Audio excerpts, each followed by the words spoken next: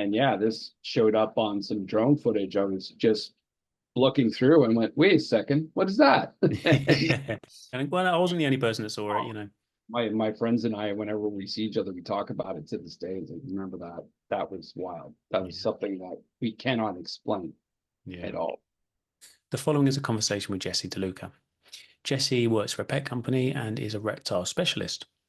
He likes to fly his drone over the family property in Quebec, Canada, and captures images on trail cam and also takes wildlife photography. Absolutely fantastic stuff. Recently, I was scanning through Instagram and I happened to come across this footage, drone footage of a strange UAP seen hovering around and then shooting off towards the drone. I thought it was fantastic footage, really interesting, really intriguing, and not a clearly conventional explanation for it. I'd also seen that a couple of other people had shared it, but not really put much context in, which I thought was a little bit lazy. So I thought, well, why not ask the person that made the footage? He's put it out on his YouTube channel, which is Jesse De Luca's Wild Canada.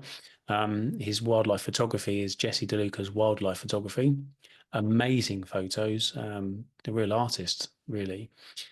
Anyway, so I made contact with him and said, look, let's talk about this footage. I'd really like to. And he was kind enough, despite being on vacation, spending time with his family, managed to fit me in, which was really, really kind of him. So the following is a conversation with Jesse to discuss the footage I put out on Instagram a few days ago. And I'll put a little bit on now when we talk about it. So the following is a conversation with Jesse De Luca.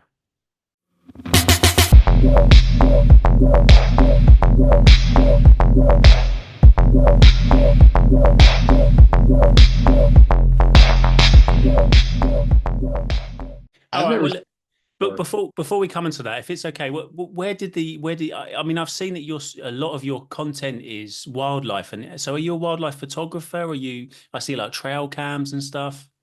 So I do amateur wildlife photography. I don't do it professionally. And I mean, I have a lot of hobbies that all kind of tie together. So like I do fishing and wild foraging for mushrooms and stuff. And um, yeah, my profession, I work for a pet company, Hagen, who makes Okay. reptile products and aquariums and stuff. So I'm their reptile specialist. Oh, cool. So, I have an interest in many different things. And yeah, so my channel, I mean that's just purely I created it out of this hobby that turned into an addiction of I'm like a kid on Christmas morning every time I go check a camera and wondering what am I going to capture, and then out here, there's always stories about cougars, mountain lions, because they were uh, uh, removed a long time ago, and now there's starting to be sightings, but no confirmed, nothing confirmed in the province of Quebec, but Ontario there are. So yeah, it's always about trying to capture that thing that is rarely seen. Um, and I'd have to say I'm one of those people that, okay, well, if there's life on Earth, it's absolutely impossible that there's not life elsewhere in the universe that is as intelligent as us or more, right? Or less. I mean, there's so many variables. So it's yeah, that's Awesome. pretty much it.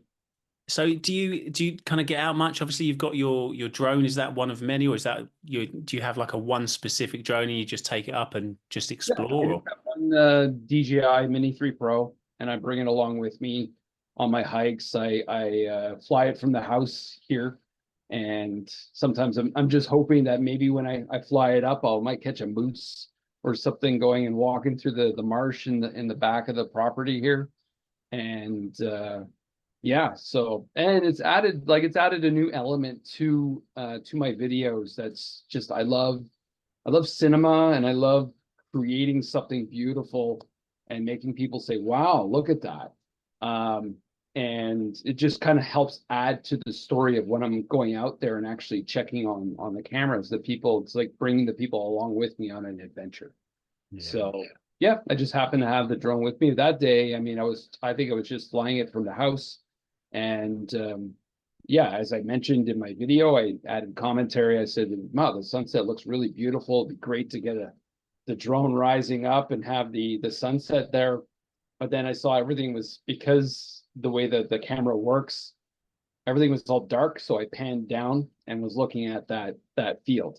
And I can't remember whether I was fiddling with the controls or my son, my 4-year-old son, was running around me. Who knows what was going on, why I stopped.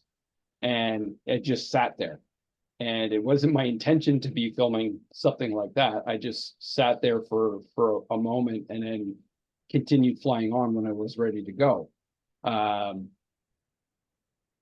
don't know. So debunk that. So that, yeah, I mean, that was my next question. Did you had you seen something and thought, I'll go and look, or you just happened to be there and just this thing? It's a route I often take, flying back to kind of, I can't quite make it to the edge of our property because there's a lot of hills in the way and the signal gets interrupted. That was something else I thought of, because I said to myself, well, what if it could have been another drone? But where it flew from was another hill, and if that person was down on the road on the other side, they would have certainly completely lost signal. But the folks that live around us here, they're all elderly, and some of them are hardcore, like banjo playing farmers. And that's what, you know, my family's my wife's family was growing up here in the past. And yeah, so I couldn't imagine who is possibly flying a drone. But then, you know, I was flying my drone yesterday, and with that DJI Mini 3 Pro, I can't do that maneuver flying down into the field like that. I can't. There's no way. The way it descends very slowly. It can move forward very, very fast. But the way it goes down, and I was looking at it going, well, that's not a camera drone. The only thing I can even fathom is like a first-person viewer drone. But then again, the people in the area, I would not be expecting to see flying something like that around here. That's so I thought through all that. A lot of people said, well, no, it's something funny going on with the camera, and it's a bug. Well, and what I did is the other day I went through a hike with my father and my son, and I filmed those trees on purpose. I'll upload it, I'll send you the link, and you can see that those trees some of them are maybe like 8 feet tall, 9 feet tall. So in reference to the object, but it was like the size of a large beach ball, possibly.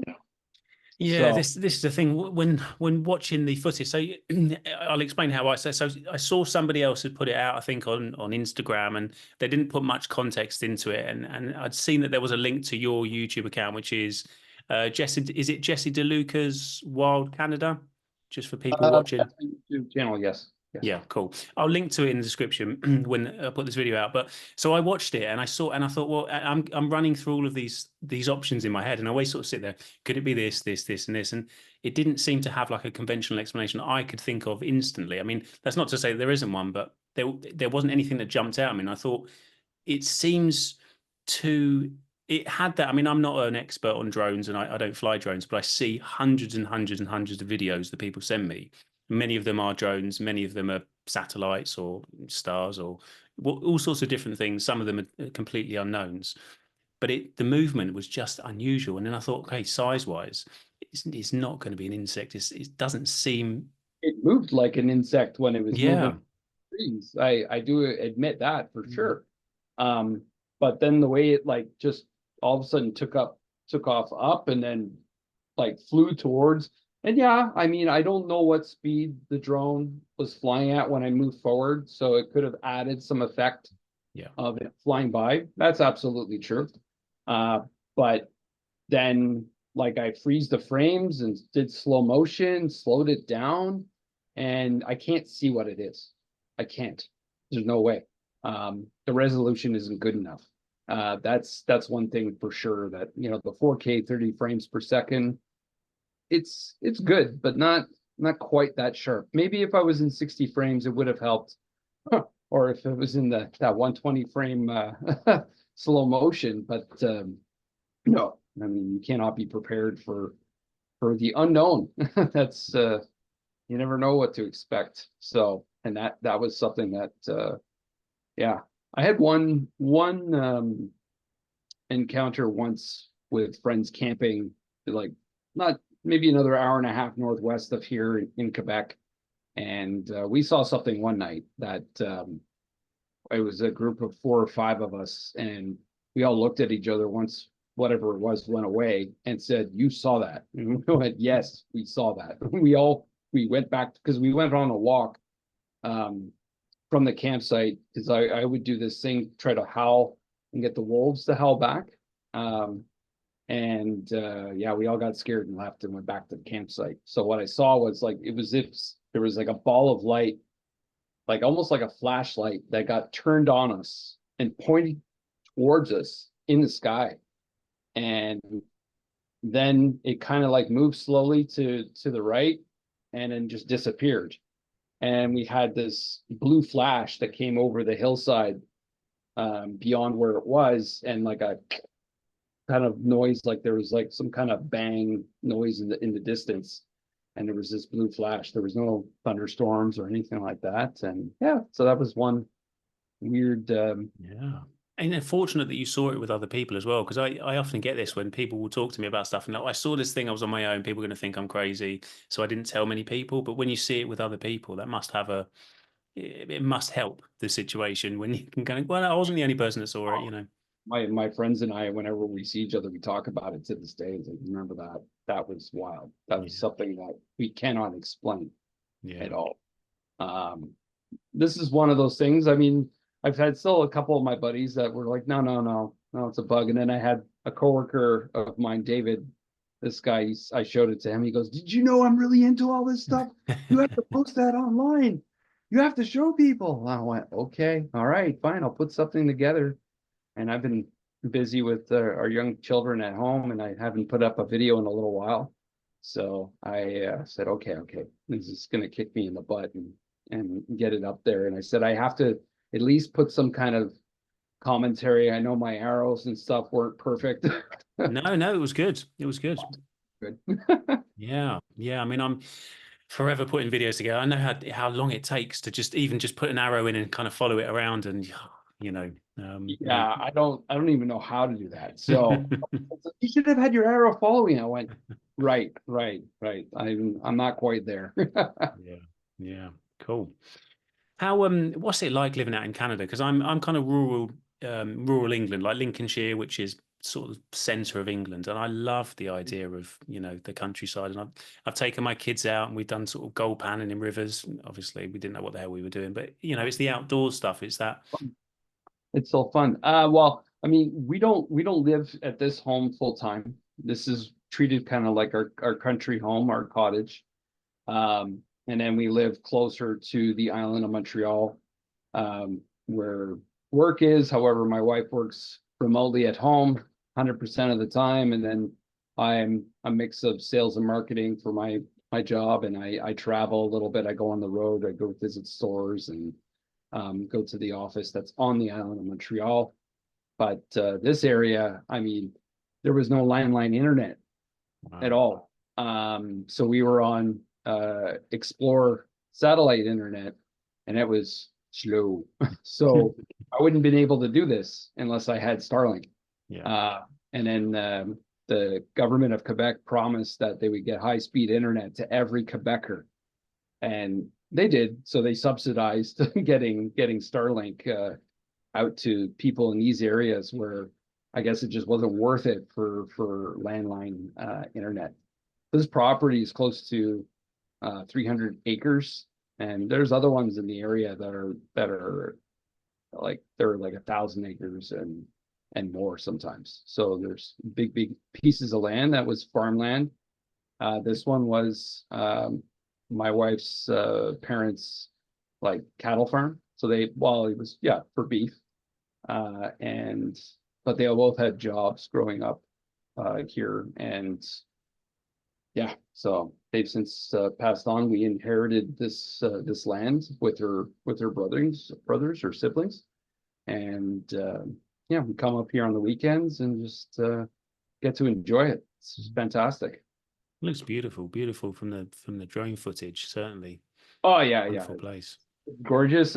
Believe it or not, a lot of that forest is secondary growth. So a lot of it was completely clear cut, probably between the 50s and 70s or so. Some of the fields, like that field that the UAP was seeing, that one was fall forest, and we're letting it become a forest again because we have no need. We're not raising cattle here anymore. And so we're letting it rewild itself and grow the trees back. But yeah, all that was cut down to have grazing pastures for the cows. But yeah, I mean, otherwise it's very beautiful, peaceful. No cell signal here that reaches really. And yeah, but otherwise, yeah, we still have a busy city life. But I mean, outside of the island of Montreal, where it's more affordable to purchase homes, because now it's the further you move away, the more affordable the homes are. And this is, I think, where a lot of the work from home is starting to happen more. You know, COVID really pushed that forward. And yeah, I don't know if I can depict life more than that. No, that was beautifully put.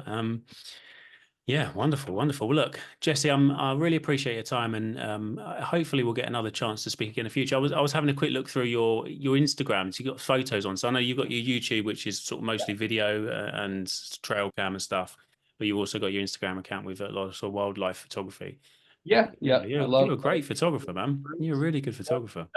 That's another thing. Someone did say that, hey, no, it was a bird. There's no white birds here. Because I know the birds. I take photos of them on a regular basis.